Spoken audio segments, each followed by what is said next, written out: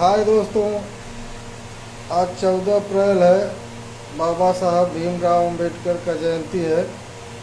जो कुछ हम लोगों को दे के गए उन्हीं पे एक चीज़ कहना चाहता हूँ कि पढ़ लिख बबुआ, अरे कलमियई में जानवा। पढ़ लिख बबुआ, कलमियई में जानवा। पढ़ी लिखी बाबा साहेब रच दिहल संविधानवा हो। तो पढ़ लिख बबुआ, कलमियई में जानवा। इसीलिए कहते हैं दोस्तों, ये जो फालतू चीज़ पर ध्यान देते हैं आज के बच्चे, कौन सी कलर की चड्डी पहने, ये सब छोड़कर पढ़ाई पर ध्यान दो। पढ़ोगे तभी आगे बढ़ोगे। ठीक है। जय हिंद, जय भारत। बाबा साहब अमर रहें।